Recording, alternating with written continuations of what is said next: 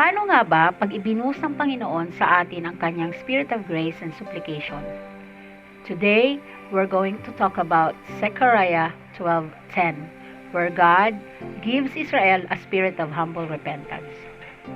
Sabi sa Zechariah 12:10, "And I will pour out on the house of David and the inhabitants of Jerusalem a spirit of grace and supplication.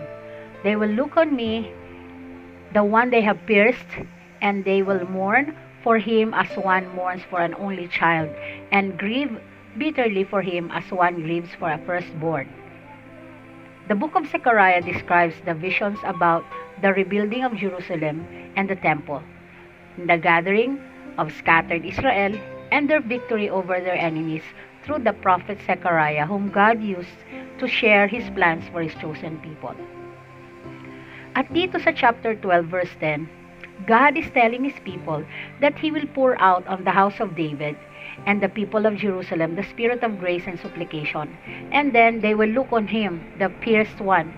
They will mourn for Him as one mourns for his only son. Clearly, this prophecy speaks of, number one, part of this great outpouring of strength and might to defend Jerusalem will be this outpouring of grace and supplication to His people. Number two, God will move among Israel to bring grace and repentant prayer. And number three, as Jerusalem is supernaturally defended and God's Spirit is poured out on the nation, they will turn to Jesus, the pierced one.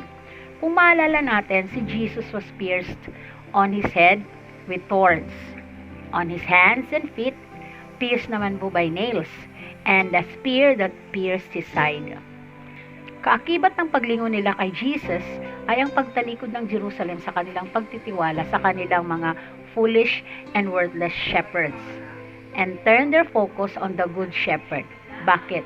Kasi when we fully understand why Jesus died on the cross and what He had accomplished, we are drawn to Him in humble repentance. So what then can we learn from this scripture? Una, if you have already accepted Jesus in your life, stand rock solid and immovable sa iyong paniniwala. Yung walang makakapagpalit sa iyo, sa isip mo, sa damdamin mo, at paniniwala mo na si Jesus ay namatay, inilibing at muling nabuhay para sa ating mga kasalanan.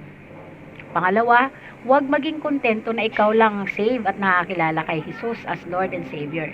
As you stand your ground, spread the gospel too.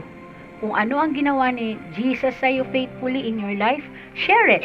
Share Jesus, ika nga. Pangatlo, wait on the Lord faithfully. Habang naghihintay tayo sa Kanya, isapamuhay natin siya. Keep our eyes focused on Him and Him alone. Wala nang mga any material and earthly things.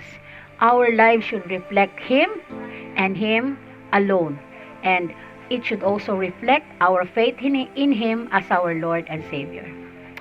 This is such a tall order. Oo nga naman, kasi we live in a sinful world, so paano tayo magpapakabuti? Mahirap, oo, pero hindi imposible.